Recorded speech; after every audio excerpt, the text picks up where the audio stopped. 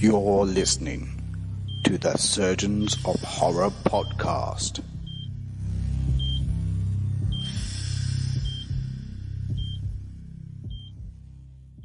Hello, welcome to the Surgeons of Horror podcast. Its purpose is to dissect and discuss horror films, both old and new. We're going to continue with a bit of a theme that's been running of lately, and that's the discussions around Jason Voorhees and his Friday the 13th franchise. I can't believe, I said this the last time, but I can't believe we're already coming around to the 9th installment, which was called Jason Goes to Hell, the Final Friday. Of course, it wouldn't be the Final Friday. There's still another 2 movies that would come. But we'll get to those in due course down the track, no doubt. For those of you that aren't aware, my name is Saul Morte. I'm the host of our Surgeons of Horror podcast. And joining me, as always, with the Friday the 13th discussions is Mr. Miles Davies. Welcome back on board, sir. Hello. And how are you today? I'm great. That's good.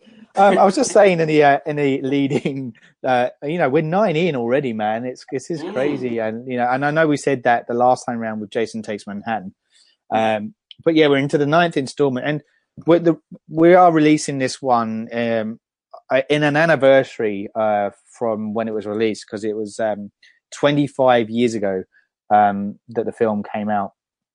And so we're doing it a due nod, and we're releasing this for people that are picking up the podcast. It would be April the 13th here in 2018. But yeah, 25 years ago this was made, so it's still a fair crunch back, and I think it's fair to say this. I thought we'd seen some strange, batshit crazy stuff, and I think it's fair to say this is the most bizarre Jason entry. I think so. Yeah, really fucking nuts is all I can say. But yes, but it's a really interesting one, isn't it? Because where we if we pick up from where the franchise last left off, as I said, with Jason Takes Manhattan, we saw pretty much Jason kind of disintegrated into this pool of acid, essentially. Toxic goo, yeah, that's right. And it was meant to be the end of the film. That the franchise, that was their way of killing him off, never to return again. But yeah, of course he's going to come back. Of course, there's money to be made. That's right. And we say that, but like the box office sales for Manhattan was actually really low. I think I remember reading somewhere that it was the lowest. At the time, that was the lowest performing one to date. Right. I could be wrong. But, I mean, they're super cheap to make. All you need, Jason Goes to Manhattan, Takes Manhattan. It was just basically, it was shot in Canada for a start. yeah, that's right. And Jason and I don't think it was that gory. I think it was just no, that's right. And it was all pretty much just in a couple of different locations, and that was it. Oh, the most expensive thing was probably the dog handler. Wasn't barely in it. No, that's right. So I feel this one, they kind of went a bit balls out to the wall, because it had a lot more in it. They basically threw everything in the kitchen sink in this one. Yes. And on that note, there's some interesting choices made for this particular movie, isn't there? Because and it's one of those ones that it's the Vegemite of Jason films. You either love it or hate it. And a lot of fans criticize it because it deviated away from the physical kind of side of Jason, and it became more about the supernatural element, which has been hinted at before. If you arc back to 6, where he's resurrected by a lightning strike, true. There are supernatural elements to him. But in this case, it kind of goes to the extreme, which kind of, as I said, turns some fans off, and we'll get to those moments in due course. Interestingly as well, they director was a first-time director, whose name was Adam Marcus. So putting the faith in a first-time director was a bold move in itself as well. And I was just looking at his credits as well. Like, he hasn't really done much after it, looking at his directing list, and there's nothing there, man. I know he was linked with a lot of Disney stuff as well, which is kind of interesting. Yeah. And he was pretty young when he did this, because I was looking up as well, and they were saying that he basically wrote the script when he was like 20 or something, or 23, Yeah, and got signed to New Line. Was the youngest director ever hired by the studio. yeah. Wow. I did see also, like, I was just looking at his credits too. He wrote the screenplay for Texas Chainsaw 3D, which came out in 2013, which also wasn't that great. On actually, Sorry. I haven't seen that one. Yeah, I think it kind of blew through the dust a bit. Yeah. Yeah. So it was, anyway, interesting choices that were made. So look, if we take a look at, as I said, at the film itself, then as we do, we kind of tend to. Oh, there's a couple of kind of interesting nuggets in this film, but we'll get to those as well. But yeah, if we get to if listeners out there aren't used to our format, like particularly with the slasher films, I like to go through the plot device by centralizing around the kills. But obviously, we've got to give a bit of background in the lead up to the first kill, because it does start off with this kind of female, a very kind of, the typical setup where there's a female in the camp at Crystal Lake. In a cabin, she goes to take a shower and the lights go off and power cut, and you kind of hear the signature Jason, that's the one, kind of indicating he's coming to kill. And he turns up, and then all of a sudden she turns into some kind of super ninja, and somehow kind of gets out of there and does all these kind of backflips and stuff, and then all of a sudden all these lights come on, and all the FBI and the army and you name it, everyone under the sun comes out to fight. It's like the we just did the Predator franchise discussions, but it's like the Predator moment where everyone's just firing all their arsenal in one direction. And Jason's just taking hit after hit. And I also read about how this is the only time you ever hear Jason grunt. Oh, yeah. As he's being hit. It's still quite unusual. Yeah. So anyway, he's getting kind of pummeled with all this arsenal essentially, and his body he's down for the count. His body basically does his body get blown? Yeah, his body gets blown to bits, doesn't it? Yeah. It just explodes. The head flying off and everything. So yeah. A bunch of like limbs and shit, basically. That's it. So they kind of bag him up and then take him off to the coroner. And that's when and that's when we get our first kill essentially happening. But it comes in an interesting way, doesn't it? Because so we get the coroner's heavily guarded by the army outside, and one of whom is actually Kane Hodder playing one of the guards. Ah, nice. As a little cameo. And they have this kind of heavy security measure. The guy goes in, and there's a coroner's assistant as well.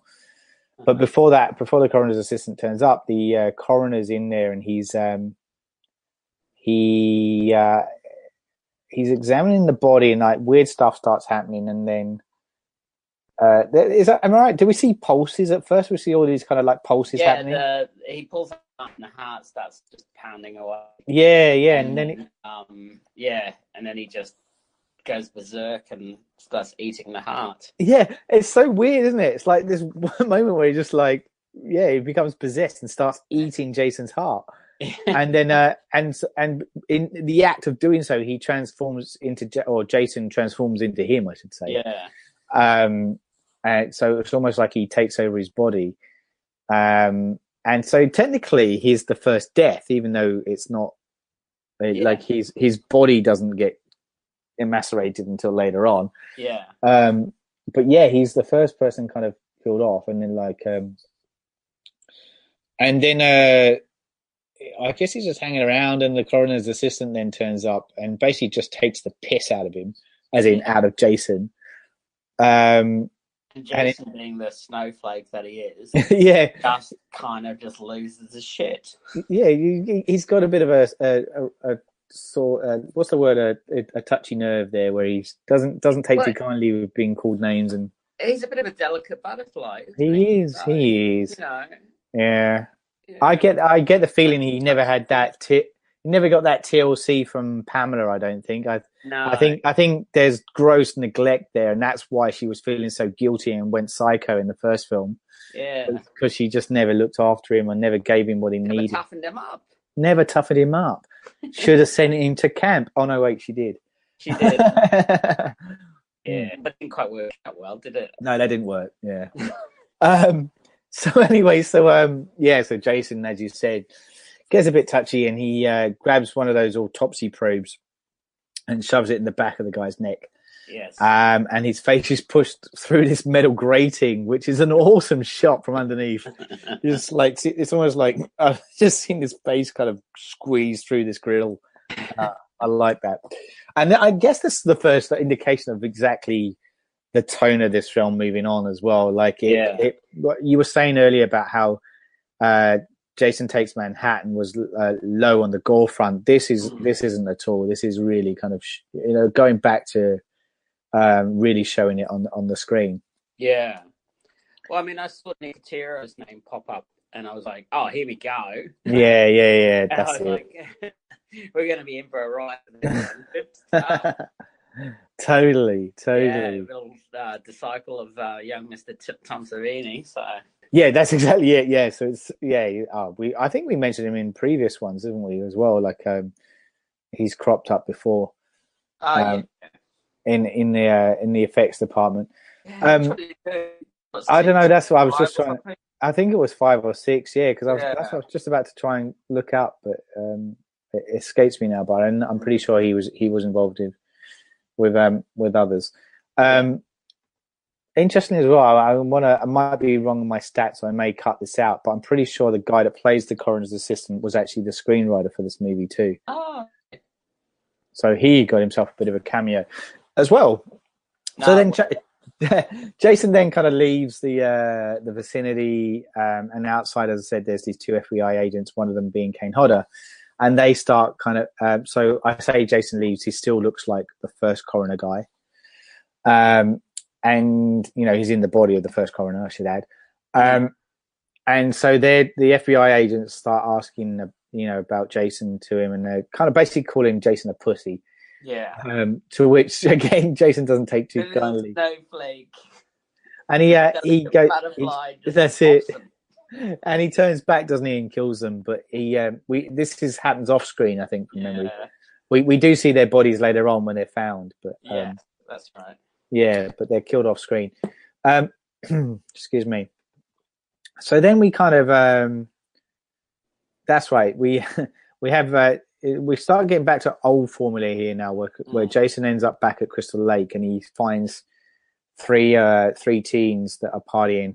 There are 2 of them that are kind of getting it on in the tent, while the third one is outside ready to get killed by Jason. Yeah. And that was a weird situation. Like, they got to have a bit of fun. That's right. Some weed and have pre-marital sex and get slaughtered, as the guy picks them up says. And then they're like, well, there's only 3 of us. Yeah. What was the other girl going out there to do? I know, exactly. It's like, so the couple, their names are Deborah and Luke. Yeah. And the other girl's name's Alexis. So just to put some clarity around it. So it's almost like, Luke and Deborah are chatting about, saying, they can imagine it pre-camping. They're like, I can't wait till we get married to have sex. Let's go out into let's go camping and get it busy and get it on. Yeah, sure.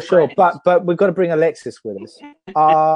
And Luke's probably going, hi, yeah. Yeah, sure, yeah, bring her along. And the mate goes, nah, she'll pick up one along the way.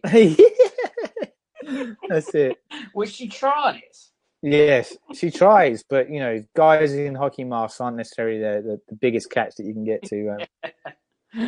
So the response is basically, so Alexis gets her face completely slashed with a straight razor, I think it was, while enjoying her camp trip. Yeah, camping. That's what you get. Fun for all. Then we get like the couple in the tent. This is our first boobage as well, I think, in this. Yeah. I think in this film, and it's pretty full on. And this is the first instance where there's two versions of the film too, because I think it's in the theatrical release was the edited version of it. Yeah.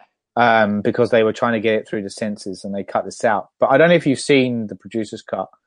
But basically, Deborah is stabbed through the back with a barbed wire and spike, and her body's ripped in half as it's pulled upwards as she's having sex with Luke.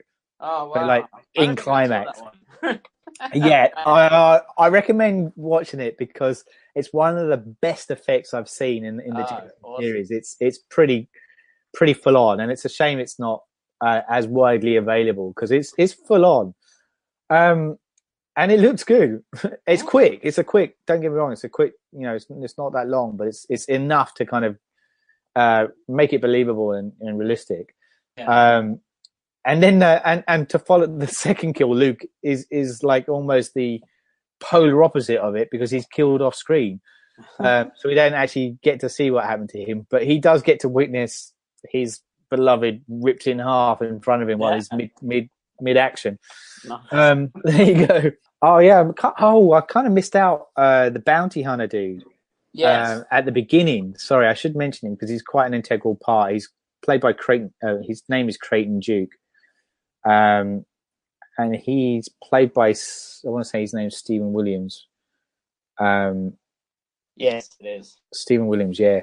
Now, I kept meaning to look up what I know him from, and I looked up his credits, and I didn't actually recognize 21 Jump Street. Oh, that's it. Thank you. Yeah. Yes. I was like, I read through his credits. I read his credits really quickly, and I was like, none of that jumps out. But yeah, no, that's exactly what it is. And he's in a lot of TV, but he's for 21 that's it. That's totally it. And I had his face like being very kind of, Anyway, and he was. Yeah, and he was. That's what he was. But he's an interesting character in this too because he's the only one that kind of, he's the one that sows the seeds of who Jason is, and that he's this supernatural entity, and nothing's going to stop him unless. And here's their little hook. Yeah, you have to have a twig in your hair, and you have to be wearing a bush. Oh, I don't know. So look, he basically says that only a member of Jason's bloodline can actually truly kill him, and he will return to his normal, near invincible state if he possesses a member of the family, which is obviously what Jason's now doing. He's on a which, funnily enough, is how the Royals operate. Exactly, yeah. If only I knew.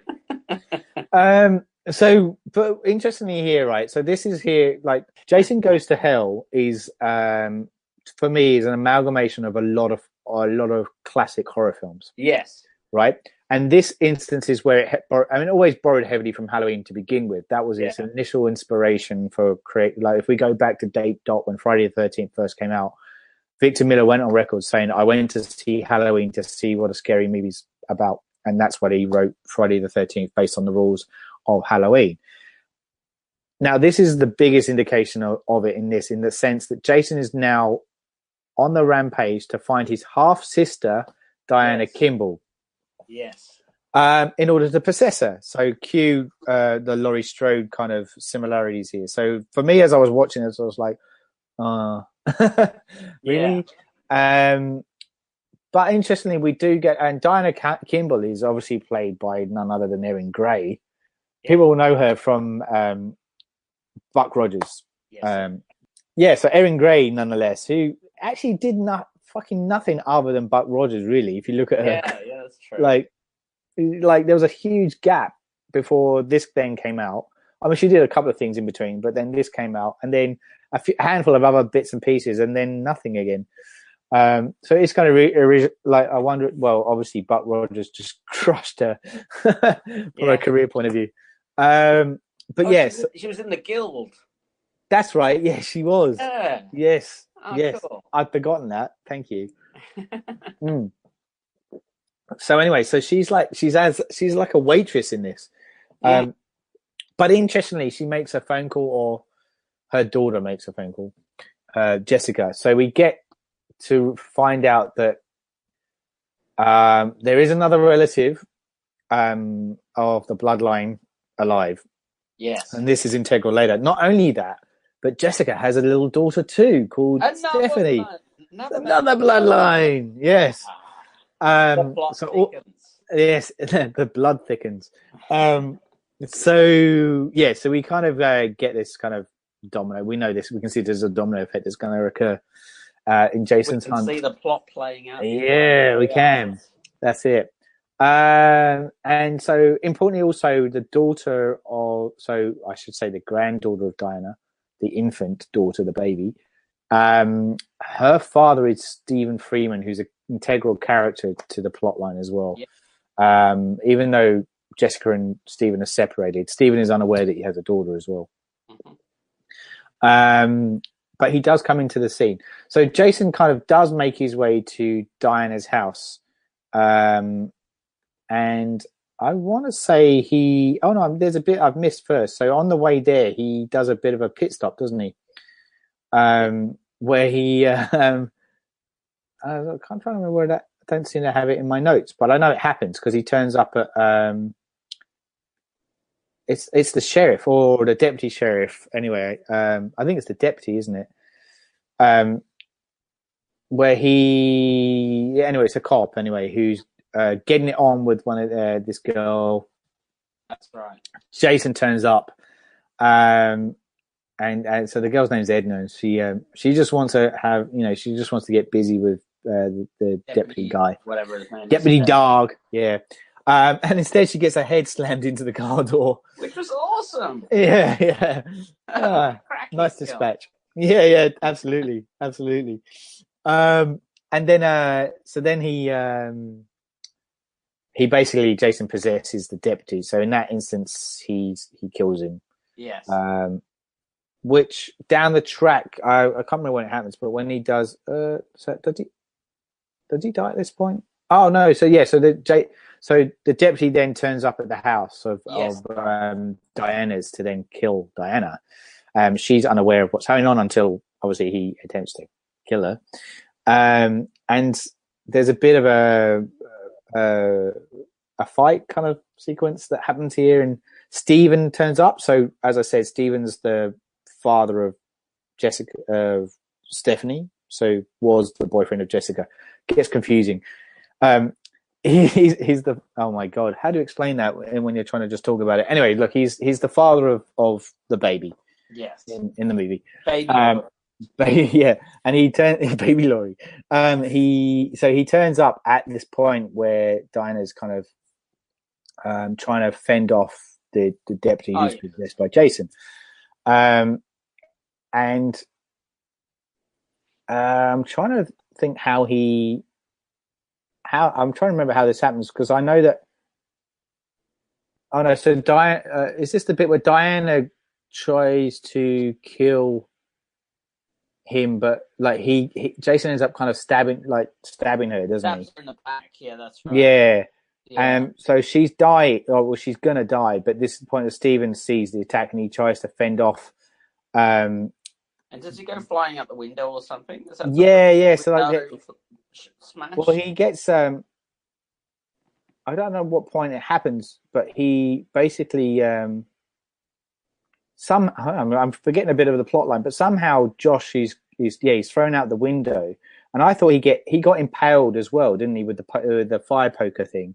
Yeah. And I want to say, but is he still alive at that point, or? Anyway, so I can't remember what happens to him, but somehow Jason leaves his body anyway, because he then goes into the body of Robert, who's the TV presenter guy. Yeah, that's God, when does that happen? So I'm having a bit of a blank as to how that then comes. Yeah, no. He goes out the window and he goes wandering off, basically. Yes. And that's when the cops turn up and drag the Stephen away. Yes. And then we don't see the cop turn up until the daughter, and not for another little while. 'Cause Okay, sure. So then he's still. after, But I thought. Okay, I am kind of losing it a bit here with that bit. Now, this is a good sign, isn't it? Like how confusing the plot's getting. We're completely lost in it. But anyway, so the important thing is more that what happens to Diana. So just to reiterate, she's the half sister of Jason. So that's why Jason was trying to possess her.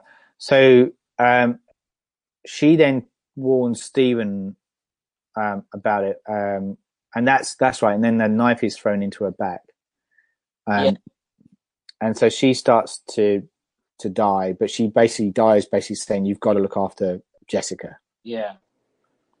And Steve, at which point the other cops turn up. Yeah. And they arrest. They basically think Stephen's killed Diana. Yeah. And he gets taken away. And then somewhere along the line, and this is where as I said, I'm losing track, but we get the TV reporter guy, Robert Campbell. That's not till way later. Yeah. There's a whole bunch of exposition now. And so they go into jail. Yes. And he meets, what's his face? Creighton Duke, yeah. Creighton Duke snaps all his fingers. That's brilliant. Some weird kind of I just like, yeah, Creighton's very heavily into S&M, isn't he? I know, that was weird. I didn't get that. It's hardly a Hannibal Lecter quid pro quo. It's just like, nah, I'm just gonna fuck you up. I'm just gonna break your fingers. You want more information? So he gives him like a whole bunch of like exposition, breaks his fingers, and then on the last bit of information, he doesn't break his fingers. He's like, "Nah, you're all right, mate. Broken most of your fingers." And I'll give you this one as a freebie. So I think the daughter's turned up at that stage and is like, "Oh my god, you killed my mum!" And, yes. And she's home with her new boyfriend, which is the TV producer, the crime TV producer. That's right. And then I think in that time that they're at the cop station, I think the crime producer suddenly manages to bugger off with the body of the mum. And so ends up at that weird Voorhees house or something with the body of the mum. And that's when the cop turns up a bit later. Oh, okay. Because I always thought that's the other cop though, isn't it? There's two cops. I'm not talking about the climax of the film. No. This is the first time he finds the body and he's planted the body there to frame or to yeah. And that's when you see the Necronomicon for the first time. Yes, this is it. So this is the other nod to the other, and this was always meant to be the intention behind the director, Stephen Marcus. Is this Stephen Marcus? For his name now, Adam Marcus. Yeah. Thank you. Yeah, his intention to was always that this was meant to be a crossover with the Evil Dead franchise, and that even though it's never seen. And it was written in the script, but it was never actually kind of played out on screen. But the idea was that he wanted it that Pamela Voorhees had originally made a deal with the devil by reading from the Necronomicon to bring back her son. And this is why Jason isn't Jason. He's like Jason plus the Evil Dead, which is why. That's a good idea. Yeah, which is why we get the whole kind of Jason is actually a deadite. Yeah. At this point, and that's why he gets these supernatural kind of abilities rather than just being like a walking zombie. Yeah. So that was kind of all this. So that's the and he's gone on record. The director has said, like, yes, in my opinion, Jason Voorhees is a deadite. He's one of the Evil Dead. So again, splits fans because of that statement too. So as the plot thickens with this movie, we get so Stephen's in jail, as I said, so he's got all this bit, but then the Robert character does get possessed by Jason at this point though, because that's when he comes into the police He comes into the prison, doesn't he? He goes there to the jail. This is not till after, because he gets taken away twice or something. Stephen does, because I think I thought this was the bit where he turns up because they then get back and forth to the cop station all the time. Yeah. So this is the time. This is the time where Stephen escapes because he holds up his mate with the gun. That's right. That's right. Sorry, yeah, I'm missing that bit. And then goes to Voorhees' house. Yes. And he's sort of spying as he sees the douchey boyfriend, the producer boyfriend, playing on this big sort of reveal, and that's right, TV show. Thank you. And because he's basically up so that people are getting killed that night, so he can boost his ratings. That's right. That's when the cop the original cop that killed the mum turns up and gives him a big tonguey, basically. Big huge tonguey. That's it. Yeah. So thank you. You just filled in. That was the bit I was missing in my mind. I was like, I'm forgetting a bit, and I couldn't remember what it was. That's exactly it. Yeah, that's right. So Stephen witnesses this happen, and at the Voorhees house. You're right, and guy slips some tongue into, and it's this weird beat, like very playing on the whole Evil Dead franchise, where we get like this kind of almost animated kind of creature entity thing happening, and then we basically see Jason kind of possess the Robert character now, and then Robert goes off, but then we get this, and this is where I say like another nod I feel to Cronenberg, because the way that the cop's body kind of disintegrates and the jaw falls off and it becomes this gooey, gloopy mess. Awesome. It was one of like well, if it wasn't for the cut, if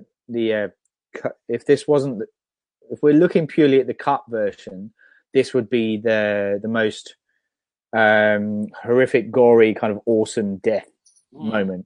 But obviously, as I said, in the original cut, we see that girl get split in half, which is pretty fucking awesome. Yeah. But this is great. This is such a deviation from what we've seen before in the genre, and it's really fresh watching that. I felt.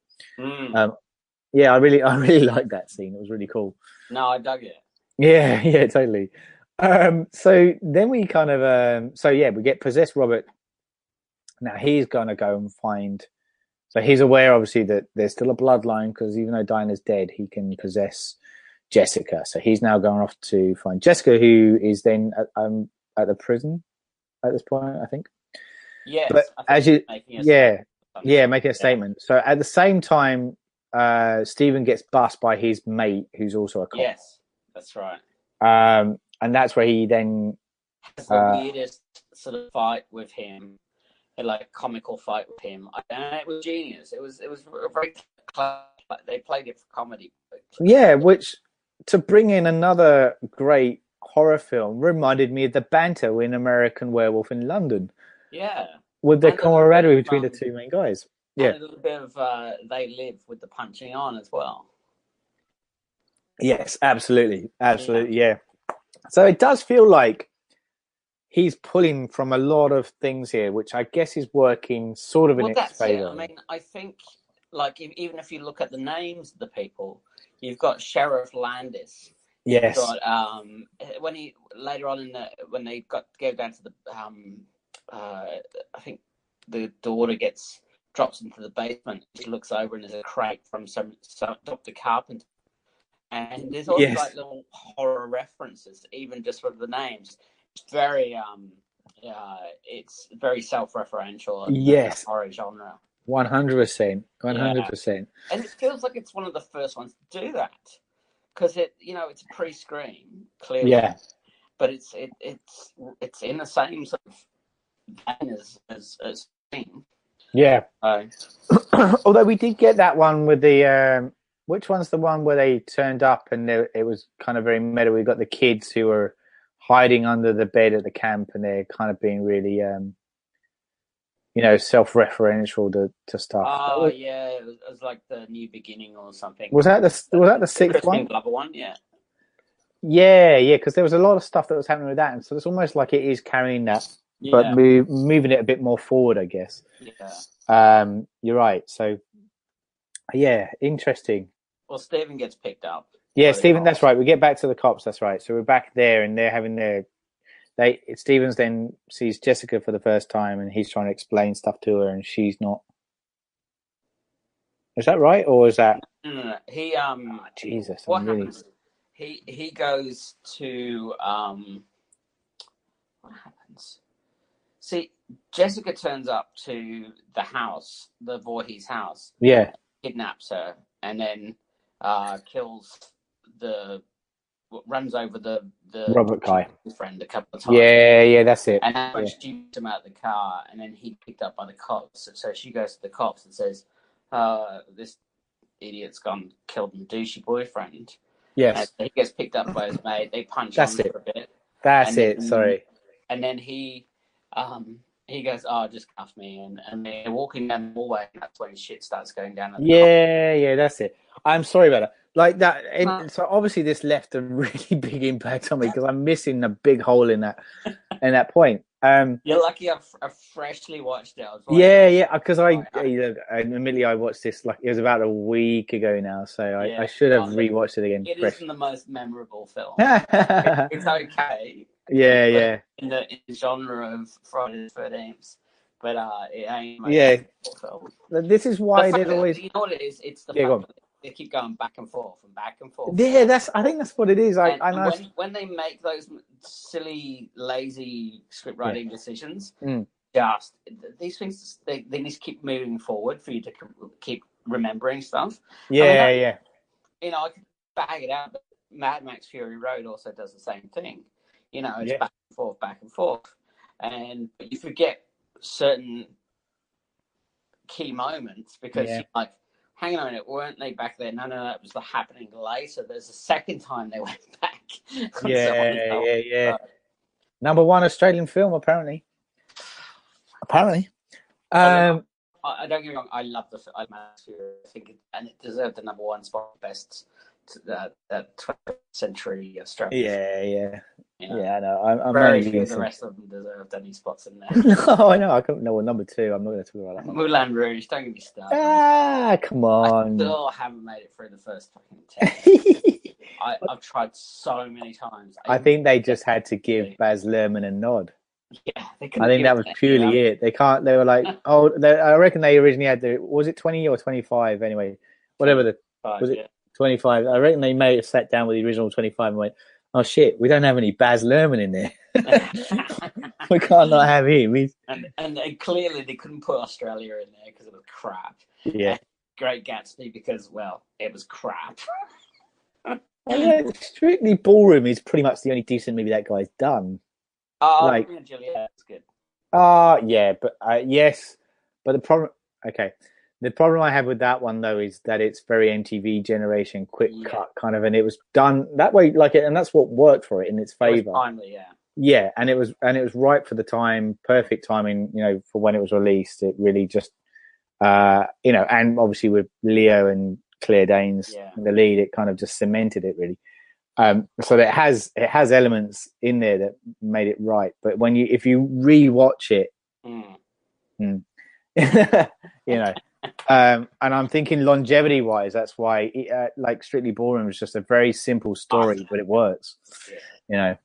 Anyway, like what's that got to do with Jason? Jason goes ballroom dancing. That's the next one. He needs to do that. Yeah. So we were talking about plot devices and the fact there's a bit of lazy script writing and stuff around this.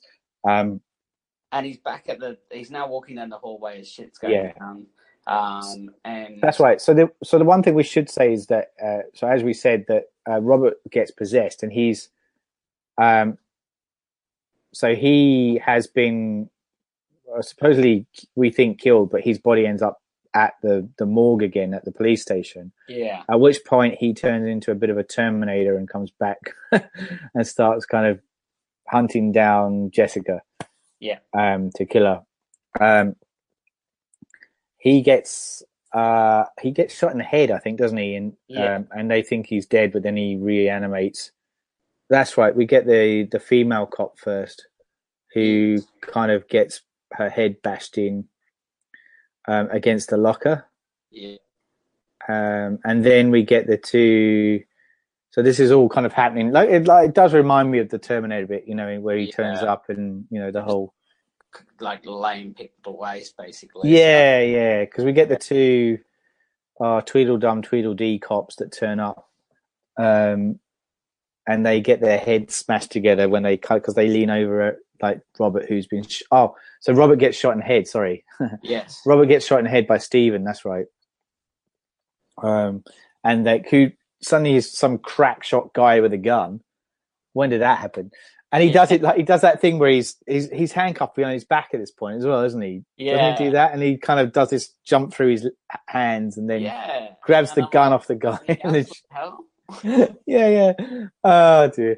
So then he shoots Robert in the head, but obviously Robert then reanimates and he, as I said, he kills one cop and then he kills the two kind of Tweedledum Tweedledee cops by bashing their heads together. Yeah. But then the friend cop is still alive, but he's kind of out for the count, knocked out. Mm.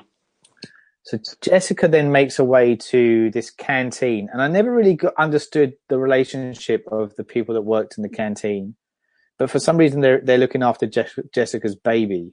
Yeah. Like the mum must have worked there for years, but they weren't very nice people. That woman just kept swearing. Rusty just swears like it's like every other word is fuck. Yeah, pretty much. Yeah. Anyway, so they've got this kind of canteen, and that's where Jessica turns up with Stephen to pretty much, get the baby. Yeah. And so they turn to the canteen to come to get the baby, and the woman seems a bit reluctant to let them take the baby, even though it's Jessica's baby. Yeah. So there's a bit of weird stuff there, but Jason then does turn up as Robert. I think so. At this point, and there's a guy who just looks like some kind of canteen dude who yes, the big fat guy gets told to go and do something with a gun. Or go and get the cops. That's right. And so he goes out and then he gets his arm broken. Yeah, and then he falls dead in through the diner floor doors essentially. Yeah.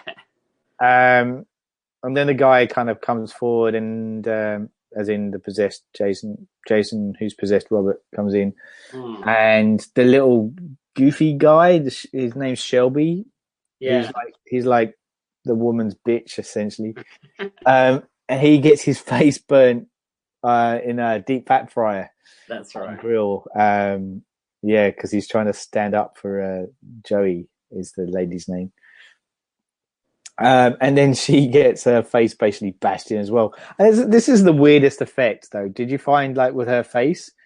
Yeah, the jaw just gets pushed to the back of her head, basically. Yeah, it was a weird look. It was just bizarre, yeah. Yeah, I was just like, what just fucking happened there? Anyway, whatever it was, it killed her. So, yeah. Yeah, not surprised. Yeah. In the back of her head. That's it. So she's out for the count. Then we've got this other waitress girl she's like the friend of Jessica, essentially. Yeah. And she gives Jason some pretty good whip ass at this point. Yeah.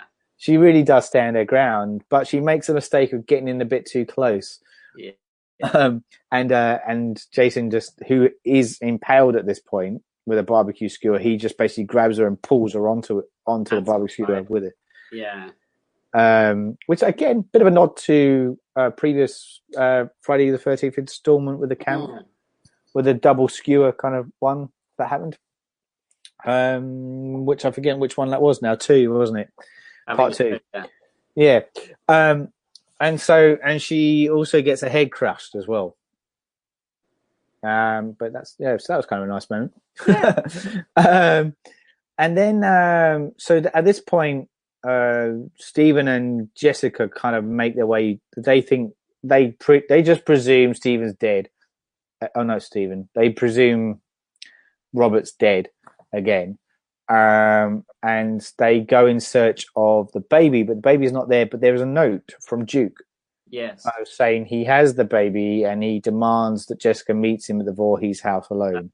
That's right. Because it's fucking nuts. I don't know. Yeah. What? Really bizarre choice. Okay, but yeah, anyway, Stephen and Jessica make their way over there, but Jessica obviously pretends to be on her own. She meets the Duke at the house, at which point we get the inclusion of a mystical dagger, which she can use to permanently kill Jason. At this point, I literally pissed myself laughing. I was like, are you fucking kidding? Yeah, I was like, what? What? Seriously? Only when she touched it as well, it extended into yeah, well, that's what happens when women touch daggers. It extends. You could tell this was written by a man. Yeah, definitely. And then we get this bit where the police officer enters, and he's like the sheriff guy, isn't he? This is the sheriff, the older dude. It's Billy Greenbush, yeah. Yeah. And I know this guy from Critters, I think it is. Yeah, I think you're right, Critters. Yeah. Oops, sorry.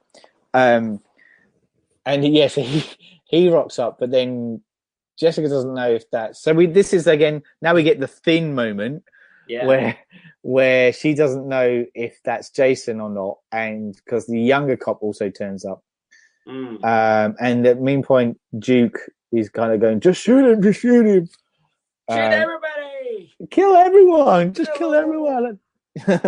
And she's hesitant, isn't she, about doing it? And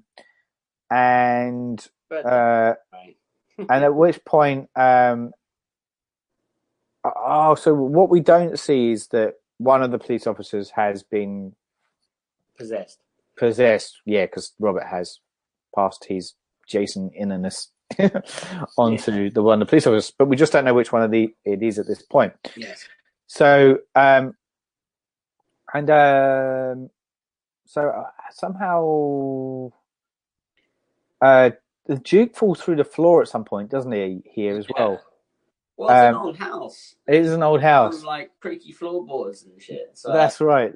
He's bound to go through the floor, and then he gets impaled by his leg through some kind of skewer. And he's pretty much incapacitated from there. That's it.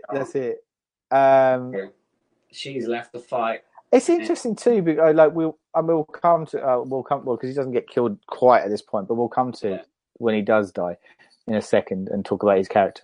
But so we've got Jessica kind of having to fight a good fight. She doesn't know who it is, so she ends up accidentally killing Landis, I think. Yeah. With the dagger. That's and right. It's basically he's not the Jason. We find out that it's the younger guy who was the friend. Of course. And his name's Randy, and he's the one that's possessed, and he attempts to be reborn through Stephanie, who's the baby. Yes. Remember, he just needs a bloodline to kind of be fully formed, unstoppable Jason. Yeah. And at this point, this is where Steven suddenly arrives again, and he basically severs Randy's neck with a machete, which again feels like another nod to the Thing, where we get the whole kind of this thing kind of comes out of his neck. That's right. And starts crawling on the floor like some little creature, just scuttling off. That's it. And it kind of disappears, doesn't it? And it's like I don't even know what you would call it. It's like I think in the notes when I was reading about it, it's supposed to be Jason's heart, but it's turned into like this demonic infant thing. Yeah. Crawling out of his neck, and it disappears into the basement. At which point, Stephen this is another crowbar plot hole kind of thing, where they basically kind of say they pulled Duke out of the basement, and Stephen says, does with the bloodline thing, does the body need to be alive? And they're like, no. And he goes, well, Diana's body's in the basement. Like an anvil dropping on the the exposition there. That's right. It's just like, oh my god, really? And then we come full circle to the Evil Dead thing, because the way the creature then slithers up through her vagina in order to be reborn is very, to me, is very Evil Dead. So basically Jason succeeded. He's possessed the body of his bloodline, and he then explodes through the floor. That's right. And Stephen and Jessica attempt to get the dagger while Duke tries to distract Jason. Jason just gives him this massive bear hug. Yeah. So I'm reading notes here saying, like, from, I think this is a Wikipedia notes I wrote down, saying that, so whether it's true or not is another thing. But it says here, it's later revealed that the Duke retroactively survived. Right. Well, that's weird. I don't get that one. Anyway, but we see that he's kind of basically crushed to death from our point of view. And the character is an interesting one because he was one of the most interesting characters of recent of the franchise installments, I felt. He was a bit fucking nuts, but there was something a bit kind of cool and quirky about that, I felt. A bit shaftish. Yeah, very much so. And it would have been interesting to see a bit more depth to his character, I felt. Badass black guy. Man. Basically. So. Yeah, that would have been cool. Yeah, it would have been awesome. So then Jason has dispatched Duke. He then turns his attention to Jessica. Stephen then tries to tackle Jason and puts off a few kind of kicks and punches, and he does quite all right. He's a bit of a fighter. Yeah, like considering Stephen does look a bit like almost a bit like Stephen Colbert. He's a bit kind of geeky, has these kind of glasses, and and you wouldn't really pick someone like him putting up a good fight. No, but he does. The whole way through this film, he defies the stereotype of what a geek is. You know what? You never can judge a book by its cover. No. The lesson on this movie. And definitely not when this movie is concerned. That's right. He's holding his own, isn't he, a bit? And then Jessica comes out. She gets the dagger. Jason's kind of really gone to town on Stephen. Somehow he's still alive. Like, all this time, Jason only takes a few moments to beat the shit out of people, and they're dead within an instant. And yet Stephen's hanging in there. And just when he's about to kill him, Jessica kind of flies out and kind of jumps on his back and stabs Jason into the chest. Releasing his soul. And quite possibly the worst CGI I've ever seen in my entire life. We get these. I could do better than that in I don't know, MS Paint or something. Yeah, it's true. We get these like weird hand, kind of rock hand things come up, don't we, out of the ground. Well, they were good. I was talking about the light. Oh, the lights, all the lights and stuff. That's right. All this stuff kind of like it was. Yeah, that's right. I've forgotten about that. The whole pulsing thing. And that's when the rock hands come out. And that's right. Yeah, she manages to do like this kamikaze kick to embed the dagger in further, and that's when all the hands come out and start pulling him down, which kind of is reminiscent slightly, although with the CGI is slightly done a bit differently. Reminded me of Ghost when they pull them down to the earth. Yeah, true. But yeah, Jason basically gets pulled down under the ground, and all that's left is his mask sitting on the top. As he's pulled down to the depths of hell. So the whole thing about Jason Goes to Hell, they gave away the plot, the ending of the plot in the title, didn't they? Really? They should have fucking put spoilers. So, like, when you read that, you think this is going to be Jason's journey into hell. Yeah. If somebody said this is called Jason Goes to Hell, you go, "Oh, great! Are we going to see Jason go down into hell and combat demons and go fucking find his way out?" Yeah. Yeah. No. But no. No. That's right. It's just the ending. It's like saying, calling Sixth Sense. Bruce Willis was dead all along. Yeah. The dead guy helps a little boy. That's You go, You're like, all right, a dead guy helps a boy. Okay, I'm gonna go watch that. Oh, that's so good. Yeah, so like, yeah, apparently Jason's dispatched and he's been brought down to hell, and then we get like the twee moment where Steven and Jessica walk off in sunset with their baby. Oh, For the some reason, sunrise. Sorry, sunrise with just, the baby. they've just been through an amazingly traumatic experience, Yeah, and then they just decide to just pass on. that's it. Yeah. Yeah. Make up their differences, and yeah, all's good. Yeah, it doesn't matter that he was a dick and she left him, and But when you just basically fought for your life, yeah, why not pass on? So once again, Jason rekindles the youth, reunites, and kind of if anything, he's a modern day Cupid. He he's like Dexter from. He is. So anyway, so we do get a climax of the film though, where this dog comes along and he unearths Jason's mask while digging in the dirt. At which point, Freddy Krueger's glove hand bursts out of the dirt and it pulls Jason's mask into the ground, and we hear that moment, which was sequel. Cue Freddy versus Jason, but no, not for another fucking 20 years was it? After the fact, about 10, 15 years or something. Yeah, that's right. So obviously this was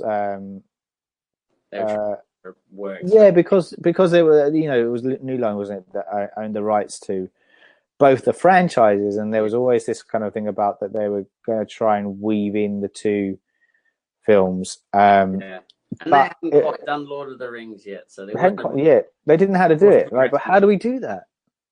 We don't have any money. We don't have any money. How do we do it? Oscars. Yeah. So it wasn't to be. So anyway, but that is our climax. Yes. So what do we make of this movie? What were your thoughts? I mean, we were talking. I can't remember if we spoke about this off record or on record now, but you were saying how you don't actually remember seeing it for the first time. You may have only just watched it, for the first time recently. You know what? I probably have seen it before, but even though I'd only seen it like a couple of hours ago, and you'd seen it only a week ago, we both were struggling to actually recall it. So maybe I'd seen it several times and I didn't like me recall it. Maybe it was one of those films that you can't fucking remember. Yeah. It was I don't remember seeing it, but it was fun. It was a lot of dumbass people running around making stupid decisions. Yeah. Which is exactly what you want from a horror film. Yeah, and I guess if you're going to say hats off for going in a completely bold new direction with it. Yeah. The mystical element was quite nice. I liked when the Necronomicon turned up. I was like, "Ooh!" Yes. It was kind of like when that moment happened. It was like the moment in Predator 2, wasn't it, where the alien skull in the space in the Predator spaceship. That's You're like, okay. But similarly, both amalgamations have been somewhat of a letdown. Yeah. They've never really kind of quite harnessed that to perfection. And as I said, so the film ended with that kind of climax, and we wouldn't get Freddy versus Jason for a little while, but we would get another version of Jason before that with Jason X in 2001. I'm reading here, which was its initial release date, but that was in Spain. I guess its official proper release was actually in 2002. So that's a good, nearly just shy of 20 years after before they decide to resurrect Jason again. So if we were to look at, the Jason Goes to Hell in part of the canon, what, as you said, I felt like the script was muddled. I liked the fact that there was a lot of nods to other films in it, and there were some kind of cool, graphic moments in it. Obviously, we mentioned the Cronenberg inspired death scene with the sheriff kind of his body kind of disintegrating. Yeah, that was a really nasty but nice moment. All the makeup effects were fucking outstanding. Yeah. I think they were the best of the series so far. Yeah, I agree. But I mean, they pretty much made it basically. Yeah. There was a couple of moments here and there, like the bit with when the cops are punching on and they just basically collapse on the floor and Yes. they go, "I've got a gun." No, I've got a gun. So they had that comic moment. They did. I think one of the writers was actually he wrote some Arrested Development. So seriously. hence why any of the comic moments was actually quite good. Yes. You know, there's the sweary lady at the cafe, which is quite good. So there's that's true. There's some okay moments, but as a script, as a story, it was just there was a lot of badly made decisions and a lot of shit exposition. Yes, that's right. And you've got to kind of look back again at the fact that this was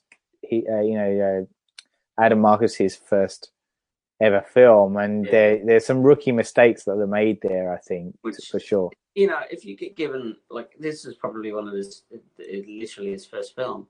Yeah. So gave him $3 million on a half-assed script. Yes. So he must have given a massive blowjob. Like, I don't know how on earth he convinced how he landed it. Yeah. It's a bloody miracle. So hats off to him for doing that.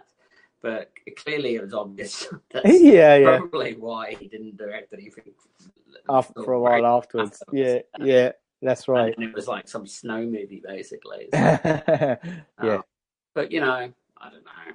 Maybe he's off doing coke and stuff. Yeah, well, who knows? Yeah. We can't judge.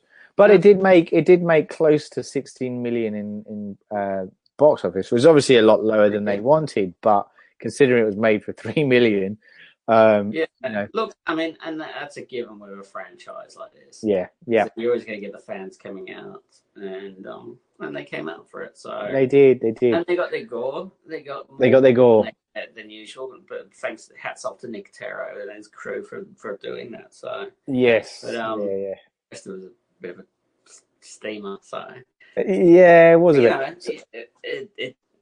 Some of the direction was quite good actually. Like some of the transitions and into the next shots were quite competent. And that's right. Yeah, I mean, there were some bits in it that were so it was definitely not a terrible movie. It's just a bit of a slog in places, Yeah, look, it was. I put that down to the script itself. Yeah, so, definitely. Had a bunch of script doctors on it. So one of the guys was, as I said, was the guy from Arrested Development. Yeah. Had to fix up some of the script, problems with the script, but it was good. I had fun with it. So, and that's what you can ask for one of these things, especially when you're like 9 movies into the franchise. Yeah, for sure. I don't want to be just entertained now. You're kind of like, all right, fuck it up. Yeah, definitely. So true. All right, so before we bow out, the usual question with these franchises: where do you think this sits in the pecking order of the films we've watched so far? Yeah, it's funny. This sort of doesn't quite fit the canon, but it kind of does. So it kind of sits. I'd probably put it midway. Yeah. Upper mid. For me. Yeah, I was going to. I don't know about upper mid, but I definitely ran the middle. I reckon. For me, it was like some of the nods to the other films that kind of give me that lifts it a bit. Cool, and the effects as well.